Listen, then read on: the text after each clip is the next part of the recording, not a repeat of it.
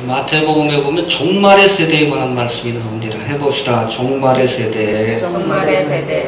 네, 그래서 우리 32절부터 보니까 무화과 나무의 비유를 배우라. 그 가지가 연하여지고 잎사귀를 내면 여름이 가까운 줄로 아나니 이 세대가 가기 전에 이러한 일들이 이룰 것이다.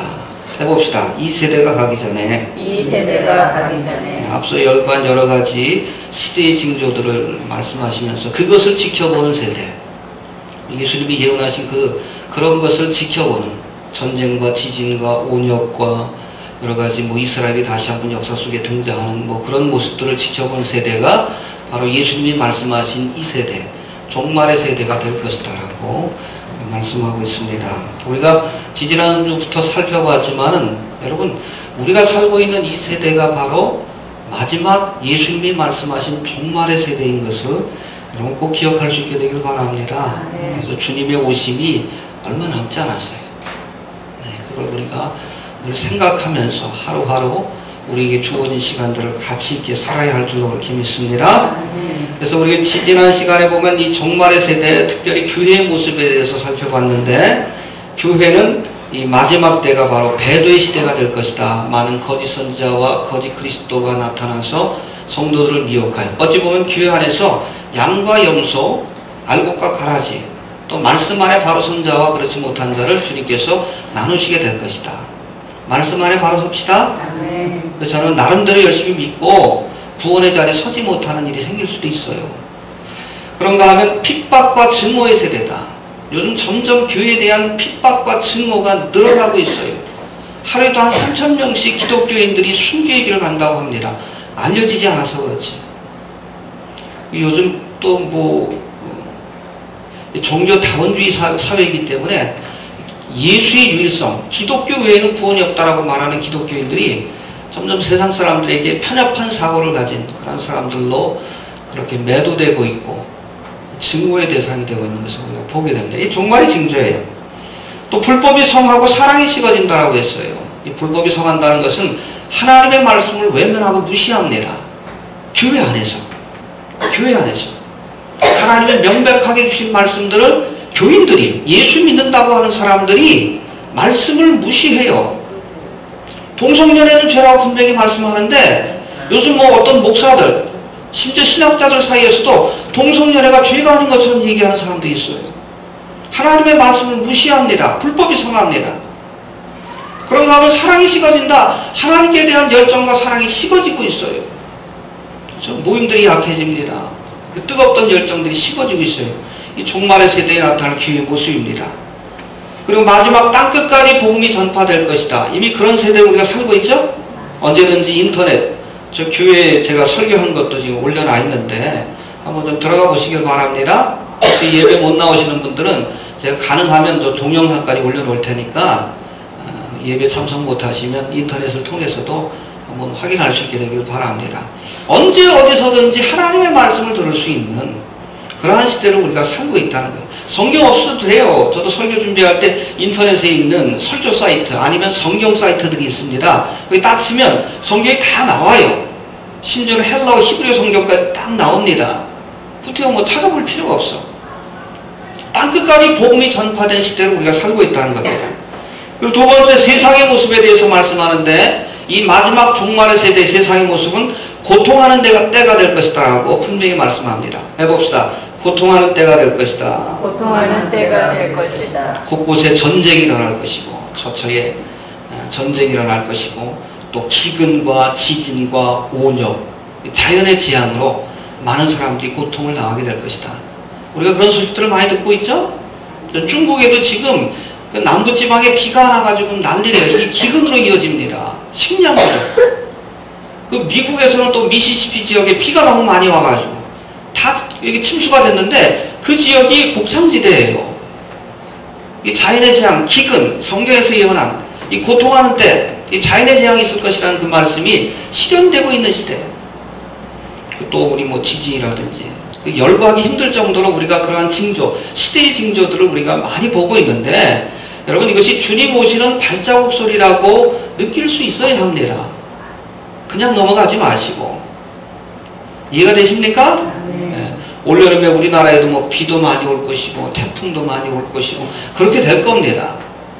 엊그젠가 뉴스를 봤더니 지금 유실수 농사들이 지금 대부분 다 지금 아주 어려움을 겪고 있대요.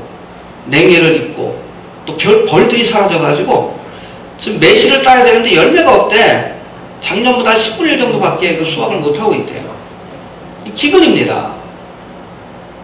성경이 그것을 예언하고 있다는 것을 우리가 알아야 합니다.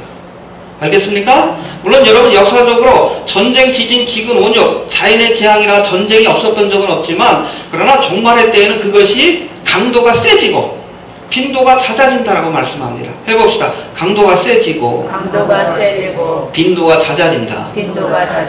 그래서 여러분 10년 전, 20년, 100년 전에도 지진도 있었고 기근도 있었지만 요즘처럼 이것이 강도가 세지고 빈도가 잦아진 적이 없어요.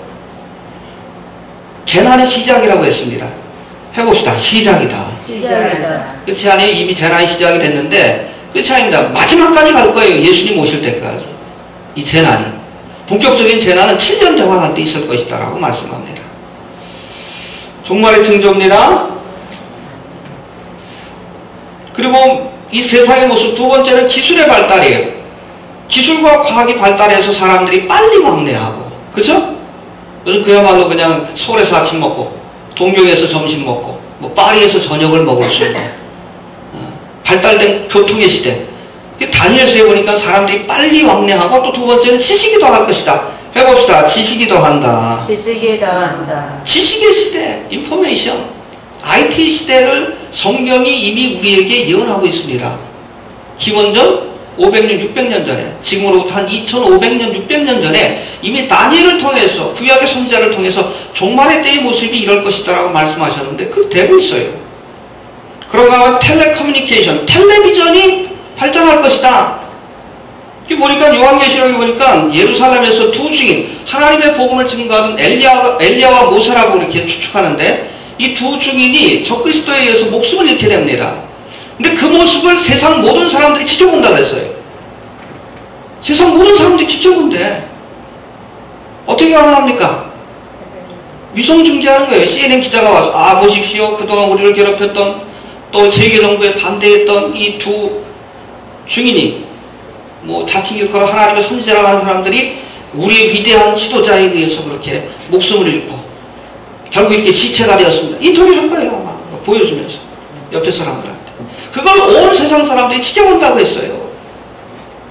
100년 전만 해도 아니 한 30년 50년 전만 해도 그 말씀이 어떻게 실현될지 사람들은 이해를 못했습니다. 그러나 지금 우리가 이해해. 왜? 우리가 그것이 실현되고 있는 마지막 세대를 살고 있기 때문에 그렇습니다.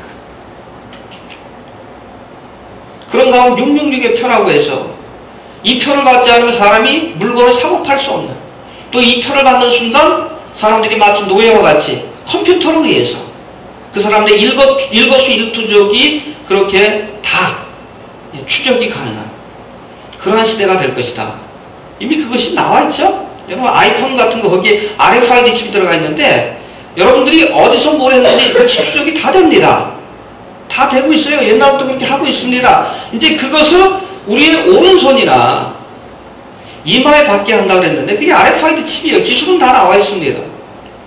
인터넷 보세요. 여러분 한 30년 전만 해도 제가 처음 뭐 예수를 믿고 신앙생활을 한 그때만 해도 이 짐승의 표가 무엇일까 사람들이 의견을 공부를 했어요. 그래서 여러분 바코드 있죠. 그래서 이마에다 바코드를 찍는 것이 아닐까 뭐 그런 추측도 하고 여러 가지 추측들이 있었는데 이미 이제는 그 기술이 나와 있습니다. 여러분들 뭐 카드에 보면 유심칩이 있는데 그 칩을 몸속에 놓으면 되는 거예요. 이것이 화폐의 기능을 하게 되는 거고 또 이것을 받게 되면 여기에 GPS가 들어가기 때문에 그야말로 노예 표식입니다. 컴퓨터에 의해서 여러분들이 어디 가서 뭘 했는지 오늘은 마트 가서 뭘 샀는지 다 추적이 나옵니다. 여러분들이 전화한 그 통화 기록까지 다 나와요. 빅브라더의 세계가 될 것이다. 실현됐습니다. 실현됐어요. 마지막으로 이 이스라엘의 모습에 대해서 오늘 성경을 통해서 또한 말씀하고 있는데 그러니까 여러분 이 종말의 세대, 이 종말의 모습은 첫 번째 교회, 두 번째 세상의 모습, 그리고 마지막으로 이스라엘이 어떻게 변해가는가, 중동 지역이 어떻게 어떠한 상황이 이렇게 전개가 되는가에 따라서 우리가 종말의 세대, 특별히 하나님의 종말에 대한 타임테이블이 어떻게 진행되는지를 우리가 유추해보고 추측할 수 있다는 이야기입니다. 이 마지막 때의 이스라엘의 모습이 어떤 것인가 오늘 본문을 통해서 다시 한번 살펴보도록 하겠습니다. 여러분, 인류를 구원하시려는 하나님의 구속의 역사 속에서 이스라엘은 아주 독특하고 유일합니다. 해봅시다. 독특하고 유일한 역할을 한다. 역할을. 왜? 하나님의 귀한 사역을 위해서 저 민족을 택하였기 때문에. 아브라함과 이삭과 야곱, 저 아브라함의 후손들인데 그들을 통해서 하나님께서 하나님의 놀라운 구속의 역사를 이루시려고 계획하셨기 때문에 이스라엘 민족을 통해 하나님 율법을 주셨어요. 하나님의 말씀을 주셨습니다. 그렇죠? 지금도 유대인들은 구약의 말씀을 그대로 믿습니다. 갖고 있어요. 우리하고 똑같이. 또 이스라엘을 통해서 하나님의 아들 예수 그리스도를 보내주셨어요. 여러분, 예수님이 유대인입니다. 또 교회 기초를 놓았던 12사도 베드로와 바울 같은 사도들이 유대인이에요. 유대인들을 통해서 하나님의 구속의 역사를 이루어 오셨습니다. 이해가 되십니까? 이스라엘은 진리의 선수자로 말씀을 받았죠. 또 메시아를 탄생시킨 민족으로서 또 장차 세상을 심판하시려는 하나님의 종말과 심판의 계획 속에서, 여러분 요한계시록 보십시오. 7년 대환란이 이스라엘을 중심으로 해서 전개가 돼요. 그러한 계획 속에서 아주 독특한 역할을 지금까지 감당해왔고 또 앞으로도 감당하게 될 것이다라고 성경은 우리에게 분명히 말씀합니다. 종말에 대한 성경의 예언들을 연구할 때 항상 그 중심에 뭐가 있습니까? 이스라엘이 있습니다. 이스라엘을 연구해야, 이스라엘을 보아야 하나님의 타임테이블, 특별히 종말의 타임테이블이 어디까지 왔는지 알 수 있는 거예요. 중요합니다. 역사 속에서 사라져버린 것처럼 여겼던 이스라엘이 다시금 역사 속에 등장했다는 사실, 그렇죠? 1948년 5월 14일 2차 대전이 끝난 뒤에 이스라엘 민족이 고토에서 돌아와서 나라를 재건합니다.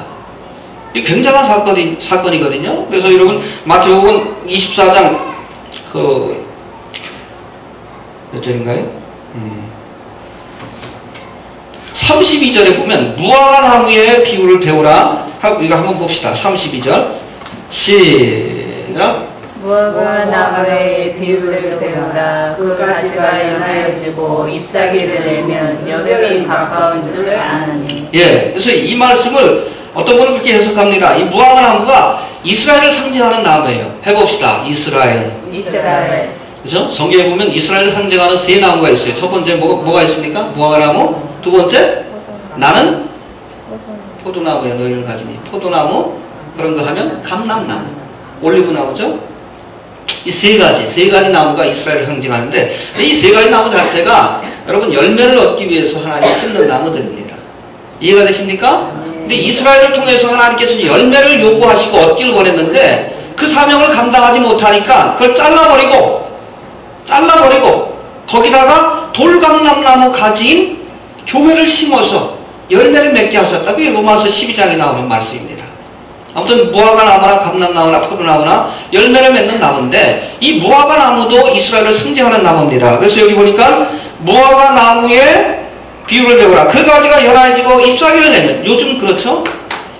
갈 때 보십시오. 저 뒤에 교회 문 여기 앞에 보면 무화과 나무 제가 심어놨어요. 싹이 나기 시작합니다. 이제 새순이 돋기 시작해요. 그러면 여름이 가까운 줄로 알라. 주님이 오실 날이 가까운 줄로 알라. 이게 뭡니까? 그동안 겨울 내내 죽었던 것과 같은 그 나무에 새순이 돋는 것을 보거든.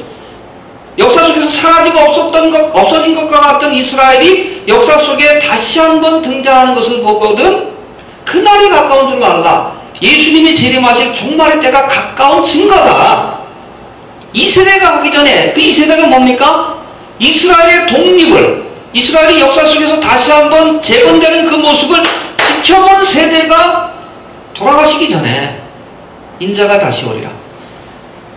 누굽니까? 안정희 집사님 언제 태어나셨어요? 몇 년생이십니까?